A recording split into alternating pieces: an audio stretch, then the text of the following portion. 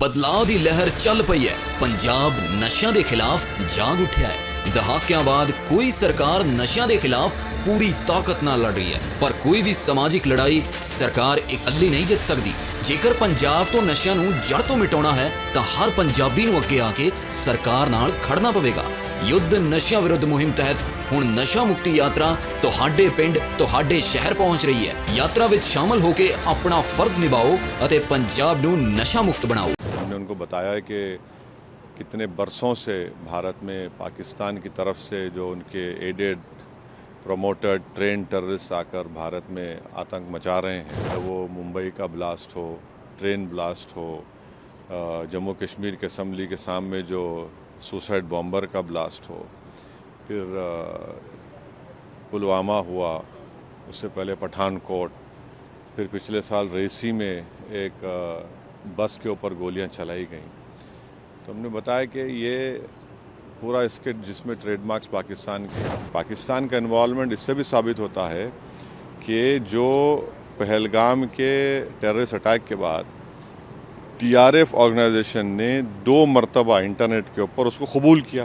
Security council का जो sanction committee के सामने दिसंबर 2023 में कह दिया था कि TRF पे आप सैंक्शन लगाइए, ये यहाँ पर भारत में गड़बड़ कर सकता है। आज जो सुबह में हम बहरीन के डिप्टी PM हैं शेख खालिद बिन अब्दुल्ला अल खलीफा, फिर उसके बाद जो शूरा काउंसिल के चेयरमैन हैं हिज एक्सेलेंसी अली बिन सालेह अल सालेह, और फिर जो फर्स्ट डिप्टी स्पीकर हैं हिज एक्सेलेंसी अब्दुल नबी सलमान अहमद साहब के साथ और कौंसलर रिप्रेजेंटेटिव के साथ हमारी मीटिंग हुई। बहुत अच्छी मीटिंग हुई। उसमें तमाम ग्रुप ने जो जय पांडा उसकी क़यादत कर रहे हैं, हमने भारत का पक्ष रखा। हमने उनको बताया कि कितने बरसों से भारत में पाकिस्तान की तरफ से जो उनके एडेड प्रमोटेड ट्रेन टेररिस्ट आकर भारत में आतंक मचा रहे हैं और कितने लोगों की जानें गई। हमने पूरे डेटा उनको दिया कि चाहे वो मुंबई का ब्लास्ट हो, ट्रेन ब्लास्ट हो, जम्मू कश्मीर के असम्बली के सामने जो सुसाइड बॉम्बर का ब्लास्ट हो, फिर पुलवामा हुआ, उससे पहले पठानकोट, फिर पिछले साल रेसी में एक बस के ऊपर गोलियां चलाई गईं। तो हमने बताया कि ये पूरा इसके जिसमें ट्रेडमार्क्स पाकिस्तान के हैं। और एक बात हमने बताई कि जो TRF ये जो टेररिस्ट ऑर्गेनाइजेशन है, 1262 जो सिक्योरिटी काउंसिल का जो सैंक्शन कमेटी के सामने दिसंबर 2023 में कह दिया था कि TRF पे आप सैंक्शन लगाइए, ये यहाँ पर भारत में गड़बड़ कर सकता है। तो TRF के बारे में अभी से हमने बोले, दिसंबर 2023 से सरकार ने UN सिक्योरिटी काउंसिल को 1262 को सैंक्शन को बता दिया। तो ये है। और तीसरी बात ये है कि बार बार ये जो पाकिस्तान जो अपने आप को बड़ा ही विक्टिम नहीं है, पाकिस्तान एग्रेसर है। और हमने 15 अप्रैल को जो आसिम मुनीर की स्पीच हुई, जिन्होंने कश्मीर के बारे में जो बात कही, उसके बारे में हमने बताया। और फिर देखिए, पाकिस्तान का इन्वॉल्वमेंट इससे भी साबित होता है कि जो पहलगाम के टेररिस्ट अटैक के बाद TRF ऑर्गेनाइजेशन ने 2 मरतबा इंटरनेट के ऊपर उसको कबूल किया।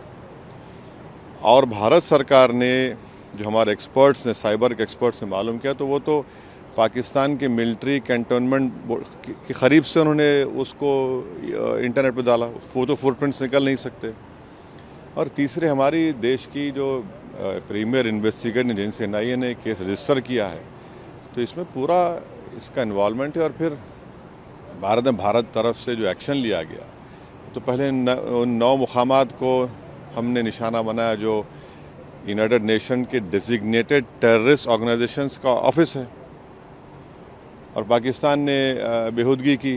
तो फिर 9 और 10 को वो एयर बेसिस पर उनको सबक सिखाया गया।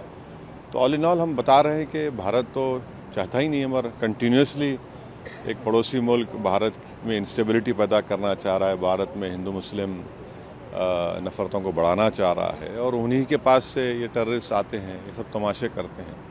तो बहुत अच्छी मीटिंग्स हुई और सब ने इस पॉइंट को उनके सामने रखा और उन्होंने भी सुना है। हम उनको ये कह रहे हैं कि आप भारत को आप जो देख रहे हैं और भारत यहाँ पर बहरीन में तो 1962 तक रिज़र्व बैंक ऑफ इंडिया की तरफ से गल्फ रुपी इस्तेमाल होता था और भारत पहला देश है जो एंटी कॉलोनियल स्टैंस लिया था यूनाइटेड नेशन में और उसकी वजह से बहरीन को यहाँ पर अंग्रेज़ों को छोड़ के जाना पड़ा। और हमने उनको बहरीन की हुकूमत को याद भी दिलाया कि 2018 और 22 में आप ही के एक बहरीनी डिप्लोमेट की वजह से पाकिस्तान को FATF ग्रे लिस्ट में डाला गया और एक आतंकवादी जो यहाँ पर छुपा हुआ था उसको 2015-16 में उन्होंने भारत सरकार के हवाले भी किया। तो हम उनसे कह रहे हैं कि मिडिल ईस्ट में FATF के मेंबर हैं और वो पाकिस्तान को दोबारा ग्रे लिस्ट में लेकर आए क्योंकि जो फंड्स आ रहे हैं उसके ऊपर कोई रोक टोक नहीं है और 2026-27 में बहरीन सिक्योरिटी काउंसिल का मेंबर भी होने जा रहा है। तो इस एतबार से भी ये बहुत अच्छा रहा।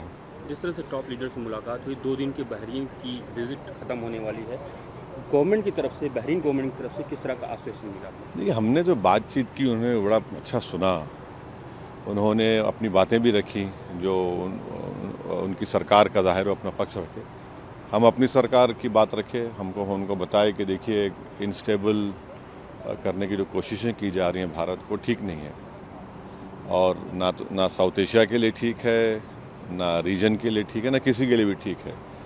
तो उन्होंने भी कहा कि हम तो यहाँ पर करीब 7 लाख से करीब ज़्यादा नॉन बहरीन रहते से बड़ा हिस्सा हमारे करीब 2 लाख मलयाली इंडियंस रहते हैं, फिर कर्नाटका के हैं, तेलंगाना आंध्रा के हैं और मुख्तलिफ़ भारत के लोग यहाँ पर रहते हैं। तो सब उन्होंने उस बात को माना कि भाई यहाँ पर आप भारत के लोगों का बहुत बड़ा कंट्रीब्यूशन है बहरीन के लिए। हमने भी अपनी बात रखी।